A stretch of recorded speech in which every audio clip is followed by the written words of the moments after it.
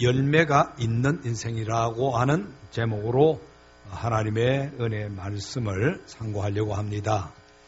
말이라고 하는 것은 마음에 있는 것의 표현입니다. 성경은 하나님의 마음이 표현된 하나님의 말씀인데 그 말씀이 이렇게 글로 기록이 돼 있습니다. 그래서 우리가 이 성경을 보면은 하나님의 마음과 하나님의 뜻을 잘 알 수 있습니다.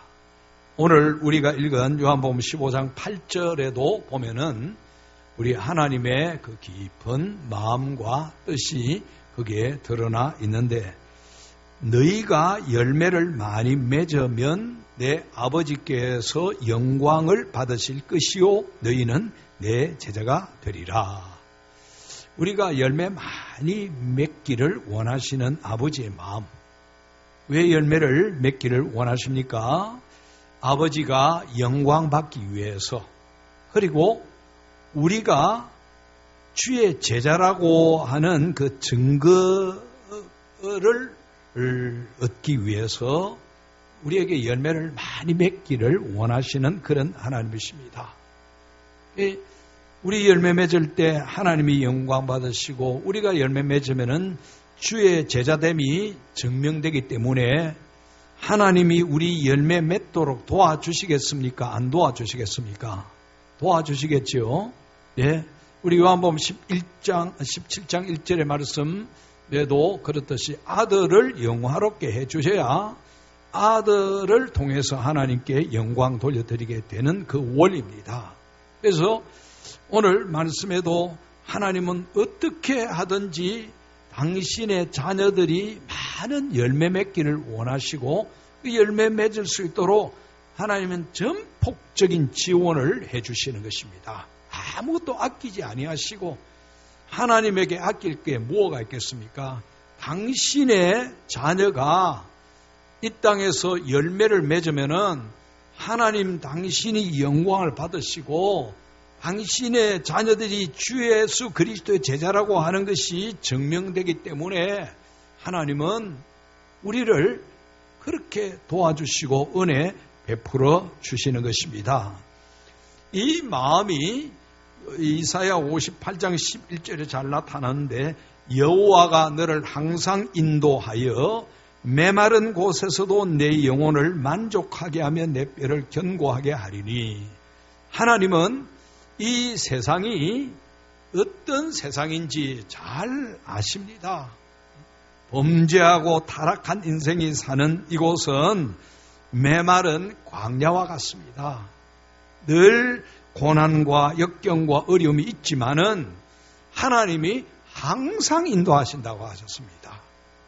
당신의 백성들을 택해 놓으시고 구원하시고 내버려 놓고 방치하시는 하나님이 아니라 항상 인도하셔서 메마른 곳에서도 영혼의 만족을 누리게 하시고 뼈를 견고하게 하신다고 하셨습니다.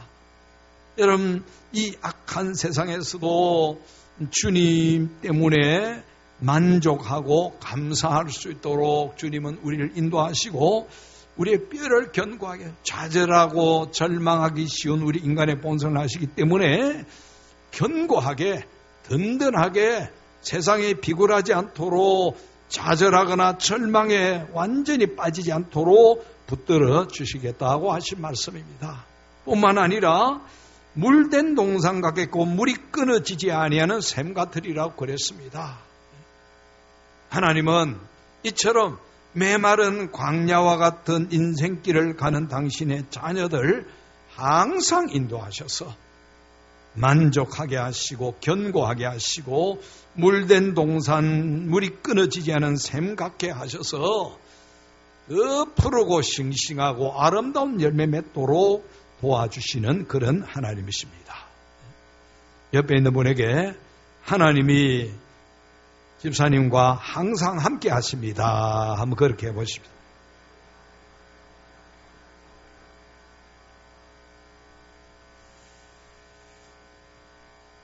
오늘 말씀을 보면은 우리 서두에 말씀드린 것과 잘 연관이 되는데 오늘 말씀은 포도나무 비유입니다. 이런 포도나무의 가치가 어디에 있습니까?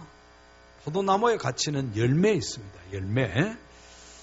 열매 맺지 못하는 포도나무는 그 덩굴이 아무리 무성하다 할지라도 쓸데가 없습니다. 포도나무 가지고 집 짓는데 기둥을 만들겠습니까? 썩가래를 만들겠습니까? 그걸 판자로 만들어서 집 짓는데 혹은 가구 만드는데 쓰겠습니까? 땔감에도 좋은 땔감은 안 되는 것입니다. 우리가 아는 대로 유대인들은 제단에 제사 지내기 위해서 불을 피워야 되는데 화목을 전부 다 가지고 옵니다. 근데 그 화목은 어느 정도 규정이 되어 있는데 이 포도나무는 화목에 들어가지 못하도록 딱 규정을 해놓았습니다. 여러분 우리 한국에서도 좋은 화목은 주로 장작 아닙니까? 특별히 참나무로 된 것, 오래 타고 화력이 좋은 것인데 이 포도나무 덩굴은 옛날에 이 포도나무 덩굴이라는 것은 더 형편없었을 것인데 열매 없으면 이거 아무짝에도 그냥 일시로 잠시 불 쬐고 하는 이런 정도로 쓰일는지는 모르지만은 열매 맺지 못하는 이 포도나무는 아무짝에도 쓸모가 없습니다. 그래서 주님 뭐라고 하셨습니까? 배에다가 불에 던져 넣으리라. 이것은 무슨 심판과 연관이 되어 있습니다. 그래서 포도나무의 가치와 영광은 무엇에 있습니까? 열매에 있습니다. 열매를 맺을 때 포도나무는 포도나무로서 가치를 하는 것입니다. 여러분, 마찬가지로 하나님은 우리를 하나님에게 접붙임 바 된 자라고 그렇게 설명합니다. 그래서 하나님이 우리에게 원하시는 것이 열매입니다. 하나님은 우리에게서 열매를 찾으신데 우리 예수님이 무화과 나무에서 열매를 찾으셨듯이 우리에게도 열매를 찾으시는 것입니다. 여러분 2018년도 들어와서 벌써 한 달 지나고 오늘 6월 첫 주입니다. 하나님이 올 연말에도 우리에게서 열매를 찾으실 것입니다. 뿐만 아니라 우리 인생의 맨 마지막에 가서도 열매 찾을 것입니다. 그때 우리가 세상에서 얼마나 화려하게 살았느냐, 세상적인 어떤 내놓을 스펙이 뭐냐, 하나님 그걸 찾지 아니하십니다. 뭘 찾으신다고요?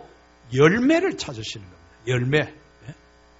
우리가 열매가 있는지를 살펴야 되겠고, 그리고 이제 연말에 열매를 맺기 위해서는 지금부터 잘 준비해야 됩니다.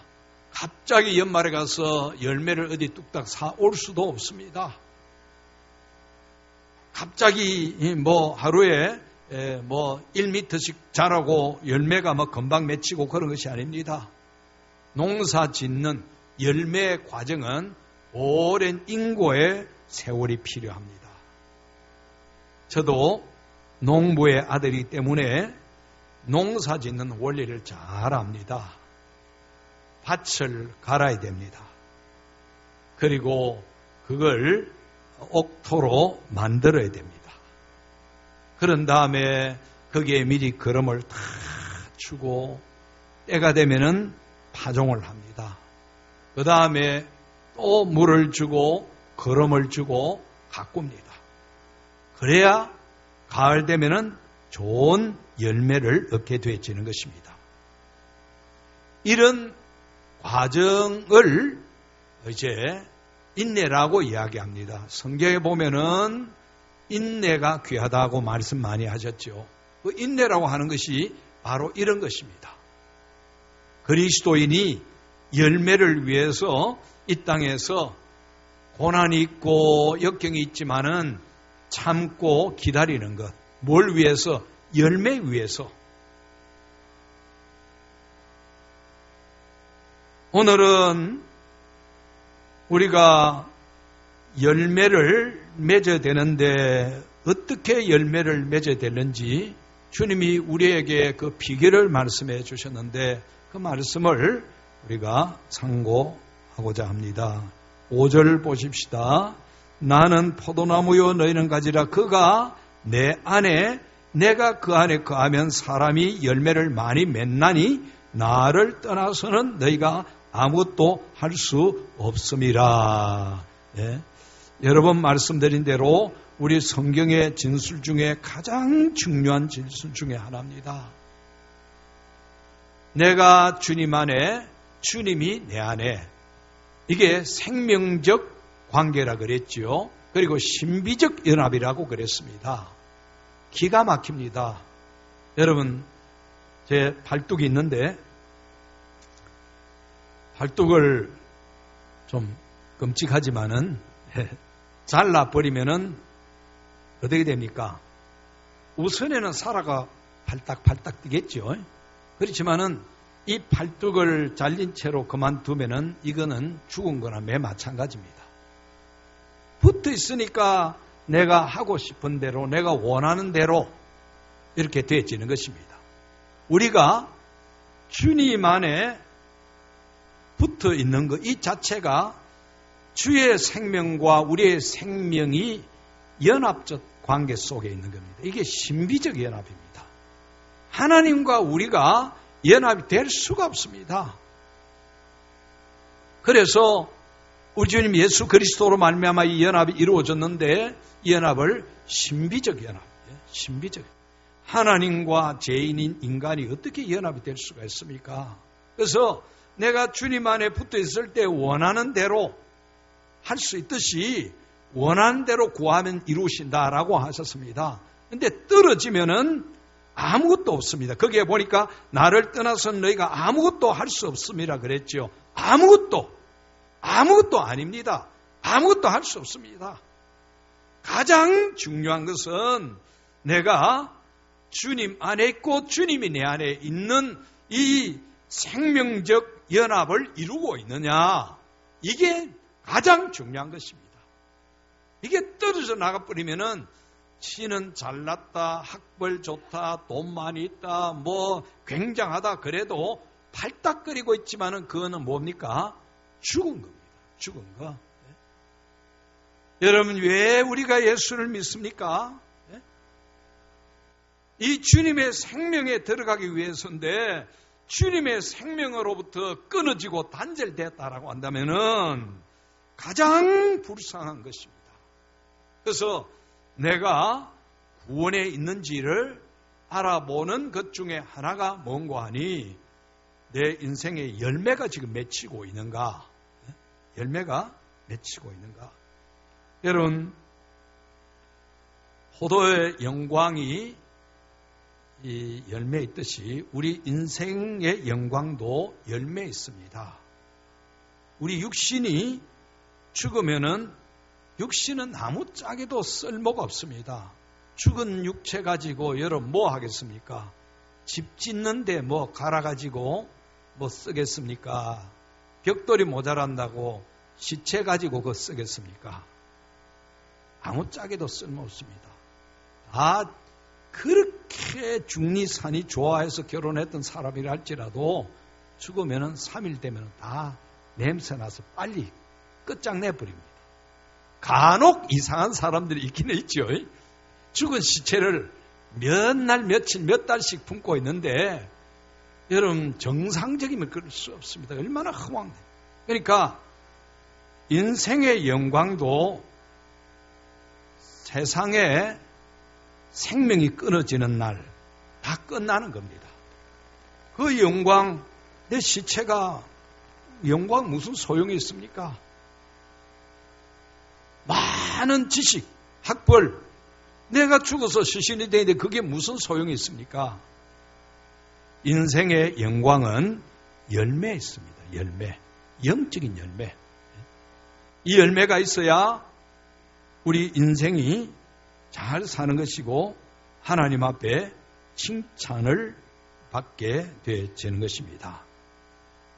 그래서 우리는 주님 안에, 주님이 내 안에, 주님이 내 안에, 내가 주님 안에 있을 때 연합인데, 연합이면은 어떻습니까? 내 팔뚝과 내 몸이 연합되어 있으면은 내가 가는 곳에 팔뚝이 따라옵니까? 안 따라옵니까? 이걸 동행이라고 이야기합니다. 동행. 그러니까 잘라져 있으면은 나는 이쪽으로 가는데 팔뚝은 뒤쪽에서 벌떡벌떡거리고 한번 잘 살아보겠다고.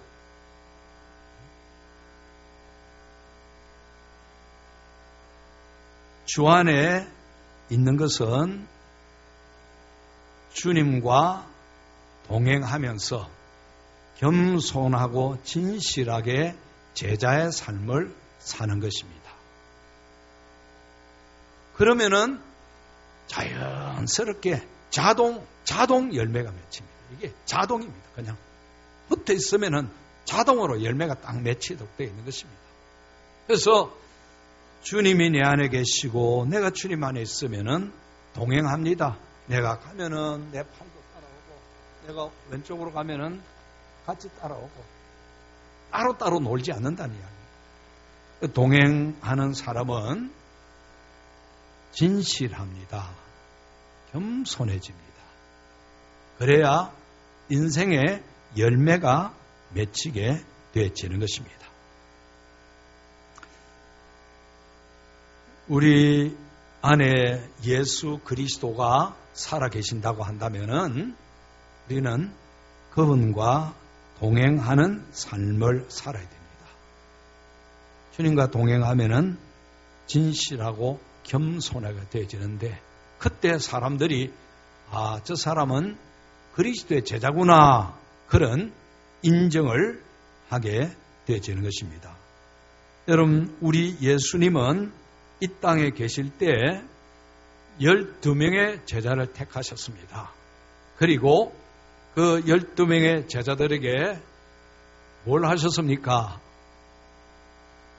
하나님을 경외하고 하나님과 동행하면서 겸손하고 진실하게 사시는 삶의 모습을 그냥 보여줬습니다. 그 제자들이 예수님의 모습 그대로 하나님과 동행하면서 겸손하고 진실하게 행함으로 말미암아 하나님의 놀랍는 능력과 은혜가 나타나서 세상을 변화시키는 역사가 있었던 것을 볼 수가 있습니다. 여러분, 우리가 주님을 따를 때 열매라고 생각하면 뭘 많은 걸, 거창한 걸 생각하면 안 됩니다. 우리 예수님이 모으시기를 원하시면은 수만 명, 수백만 명, 수천만 명 다 모아서 주님의 제자가 되게 하셨겠지만은 주님이 하신 일은 12명의 제자입니다. 그런데 그 중에 한 명은 주님을 배반했습니다. 그 11명을 데리시고 우리 예수님은 주님을, 하나님 아버지를 경외하는 것과 그분과 동행하는 것과 또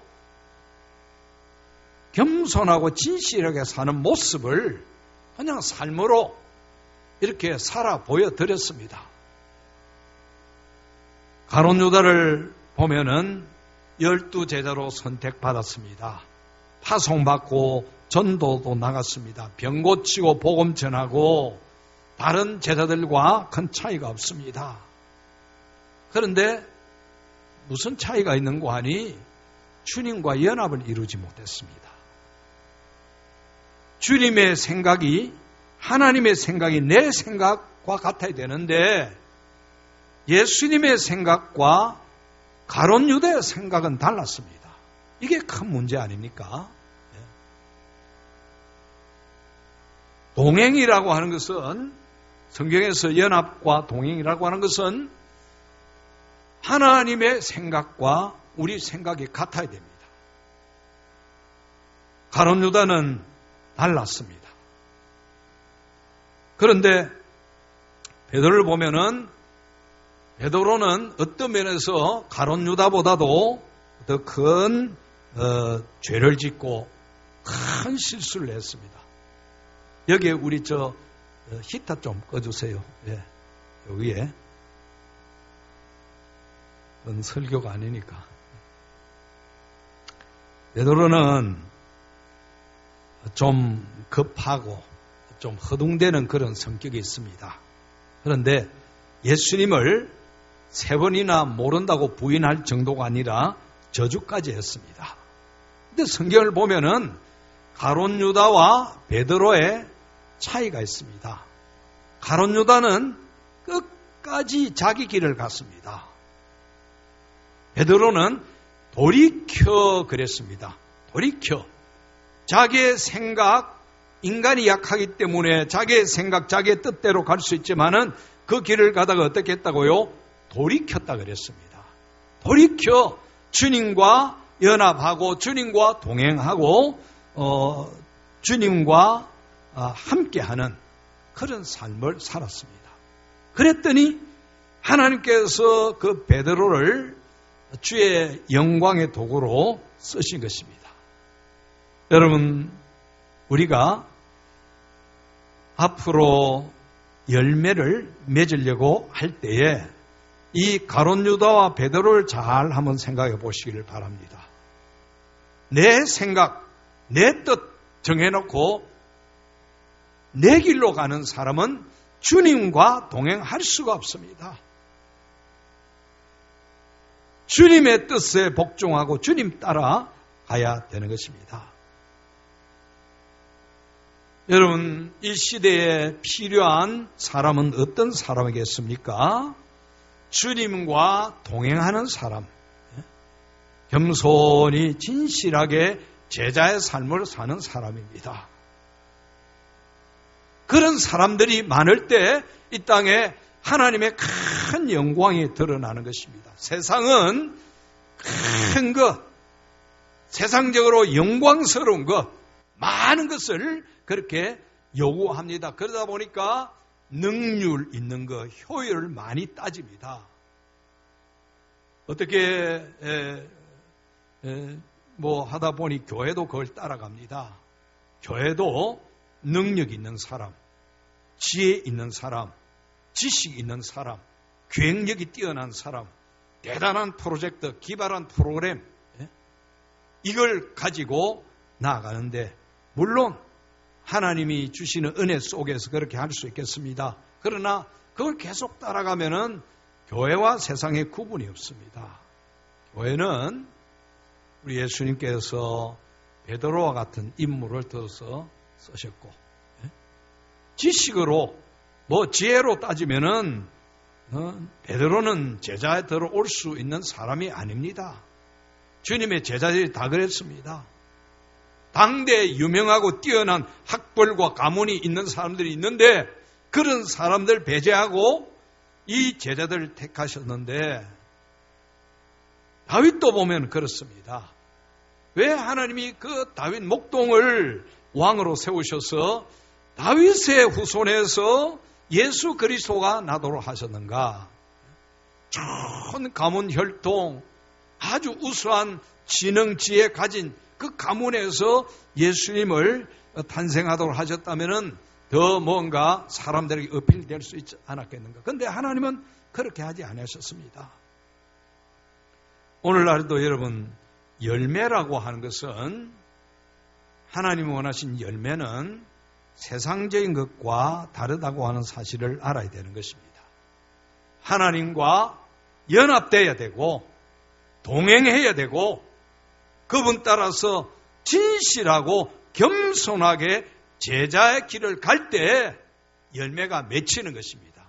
이게 없으면은 절대로 열매가 맺힐 수 없습니다. 그래서 우리는 이때 정말로 내게 열매가 있는가? 그래서 주님이 내 안에 계시고 내가 주님 안에 있는 이런 경우가 되면 아름다운 영적인 교제가 이루어지는 겁니다. 여러분, 우리 그 영혼의 양식 이 2호로도 또 나왔죠. 이 영혼의 양식을 가지고 거기에 있는 성경 구절 찾아서 묵상하고 거기에 있는 말씀 가지고 기도하고 이렇게 쭉 또 실천사항이 있거든요. 따라 하다 보면은 주님이 내 안에 계시고 내가 주님 안에 있는 이 연합을 깨닫게 되집니다. 주님과 연합이 무언가를 알게 되지는 것입니다. 이거 없으면은 예배 드리고 말씀 듣고 오늘 주일 지켰다 그러지만은 하나님과는 단절된 그런 삶을 사는 것입니다. 여러분 이 여백이 있는데 그 여백에 남김없이 기도의 제목도 적고 또 내가 할 일도 적고 하나님이 성령께서 깨닫게 해주시는 것을 거기에 전부 다 적고 나아가면은 이것 하나 가지고 하나님과 나 사이의 좋은 연합, 교제가 이루어지게 되죠. 하나님의 생명, 하나님의 영양분이 내게 공급되어지는 것입니다. 그때 우리가 무엇이든지 구하면 하나님께서 이루어 주시는 것입니다. 그런 관계라고 한다면은 여러분 엉뚱한 거 구하지 않습니다. 하나님이 원하시고 하나님 기뻐하시는 거 구하시는 것입니다. 여러분 이 책 한 권이 1,000원입니다. 이 원가도 안 됩니다. 우리 교회에서 더 지불합니다마는 이걸 전부 다 구입하시고 혼자만 하지 마시고 이제 우리 초신자들에게 전도 대상자들에게 1년에 12,000원인데 우리 커피 한 잔 비싼 거는 10,000원 이상 안 갑니까? 호텔 같은 데서는 그래 가는 줄로 아는데 몇 잔 내가 커피 안 마셨다 생각하고 좋은 선물 주면서 그 영혼을 위해서 기도할 때 아름다운 열매가 맺히는 은혜가 반드시 있게 될 줄로 믿습니다. 여러분 하나님의 영광은 사람이 살 때도 나타나지만은 죽었을 때도 나타나는 것을 우리가 볼 수가 있는데 전교에 있을 때 참 장례식을 많이 했습니다. 우리 교회는 거기에 비하면 훨씬 적는데 어느 참 노부부가 있었습니다. 연세 드신 이제 집사님인데 어렵기도 하고 가난하기도 합니다. 뭐 생활이라고 하는 게 교인들이 어려우니까 이것저것 주고 또 교회에서 남는 거 있으면 주고 그랬습니다. 그런데 이 부부가 얼마나 기도에 전념했던지 기도의 사람으로 그리고 참 겸손하고 진실하게 주님을 섬겼습니다. 주변에 아는 사람들은 저분은 주님과 동행하는 분이다. 욥도 고난받고 주님도 고난받았는데 주님 저렇게 따르고 경건하게 살다가 때로 고난도 묵묵하게 견디고 가는구나 그렇게 했습니다. 세상에 뭐 믿음 없는 사람들, 세상 사람들은 무시했습니다. 예수 믿는다고 하면서 저게 뭐냐고. 그런데 그분이 세상 떠났을 때 우리 교육자들이 걱정했습니다. 이 운구를 누가 하고 너무 썰렁하지 않겠나. 자녀들도 뭐 잘된 자녀가 없습니다. 놀라운 게 장례식에 얼마나 많은 사람이 몰려왔는지. 그리고 그때는 저 산에 가서 매장을 했는데 출근했다가도 다 와가지고 매장 장지까지 갔는데 차들이 막 줄을 이었고 수많은 교인들이 이 장지 근처에서 같이 예배를 드리고 그리고 운구를 걱정을 했는데 저분 마지막 갈 때 내가 운구하겠습니다. 운구하려고 하는 사람이 얼마나 많이 나오는지. 여러분 우리가 하나님의 부름을 받았을 때 나를 위하여 운구해 줄 사람들이 좀 많이 있겠습니까? 저를 한번 생각해 볼 때 그런 생각, 목사가 죽었으니까 뭐 안 가볼 수도 없고 눈도장이나 찍자. 이런 인생이라고 한다면은 인생의 열매가 있는 것인가 한번 생각을 해보아야 되는 겁니다. 그렇죠? 진심으로 아이고 목사님 마지막 가는 길에 내가 힘이 없고 부족해도 내가 운구만은 내가 해드려야 되겠다. 그런 마음이 일어나야 되는데 아이고 목사 죽은데 안 가볼 수 없고 뭐 잠시 가보고 막 끝내자 이러면은 안 되는 겁니다. 물론 초신자라든지 뭐 교회 뭐 한 분들은 그렇지만은 적어도 교회 생활을 좀 했다면은 그게 인생의 열매고 또 열매의 영광 아닙니까? 전에도 말씀드렸습니다마는 관리 집사를 하다가 한 50대 중반쯤 돼서 그만두고 이제 고등부 교사를 지원했습니다. 이분 뭐 크게 배운 것도 없고 그리고 교사 경력도 많이 없고 해서 반은 맡겨주지 못하고 이름만 하나 주고 전도해서 반을 만들라 그랬습니다. 근데 이분이 이제 꼭 학교로 찾아갑니다. 학교 찾아가지고는 그 풀빵, 학교 앞에 풀빵 굽는데 돈도 없는 분이 그 풀빵 사가지고 아이들 주면서 1명, 2명 전도했습니다. 그러다가 이제 한 2-3명이 이제 시간 되면은 풀빵 먹기 위해서 나오는 겁니다. 그 아이들이 그러다 한 4명 됐습니다. 왜 한 달 가고 2달 가고 3달 가고 아이들은 낄낄거리고 이제 풀빵 사주니까 그냥 잘 먹고 또 빠이빠이 하고 들어갑니다. 그런데 이분이 이제 몸살 감기가 걸려가지고 저 학교로 못 갔습니다. 그랬더니 아이들이 이제 그분이 왜 안 오셨을꼬? 이제 알아보니까 몸이 그렇고 또 집이 뭐 가난하고 어려운데도 불구하고 그 아이들 만나가지고 풀빵 사주고 늘 격려해 주는 겁니다. 너 인생 걱정하지 말아라. 하나님과 함께 하시면 하나님 너희 책임지신다. 공부 조금 잘 못한다 할지라도 절망하지 말고 지금부터 열심히 해봐라. 뭐 공부 잘 못해도 나중에 그런 사람이 사업가가 되고 더 대통령도 되는 그런 경우도 있다. 그러니까 아이들이 너무 좋아하는 겁니다. 그러다가 아이들이 이분이 어려운데도 자기들을 사랑하는 마음으로 찾아와주고 격려해주고 하니까 너무 좋아가지고 그 아이들을 이제 좀 이렇게 데리고 오면서 저거 돈 내가지고 풀빵을 같이 나누어 먹는 겁니다.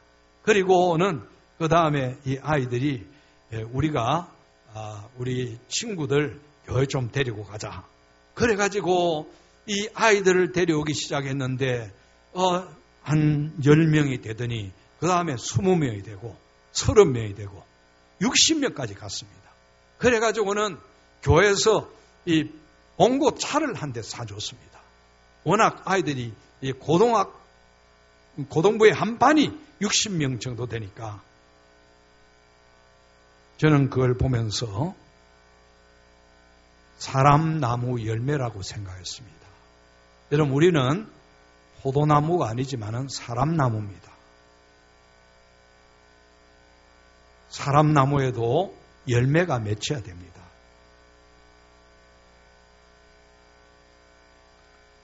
우리 영혼의 양식 2월호에 보니까 이런 시가 나와 있습니다. 내가 당신을 사랑한다는 것을 무슨 말로 설명할 수 있을까요? 예쁜 장미를 꺾어드릴까요? 그것으로 부족한 것 같아요. 오히려 내가 장미꽃이 되어서 나를 꺾어서 드렸으면 좋겠어요. 나의 모습이 가장 싱그러운 그때 당신께 드리고 싶어요. 내게 생명까지 주신 당신, 나의 존재를 지으신 당신, 어떻게 그 사랑을 말할까?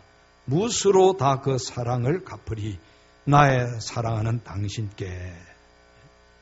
여러분, 우리는 오늘 이 시에 있는 것처럼 우리의 가장 싱그러울 때, 싱싱할 때 하나님 앞에 우리를 들여서 아름다운 열매로 영광 돌리는 그런 삶이 되어야 될 줄로 믿습니다.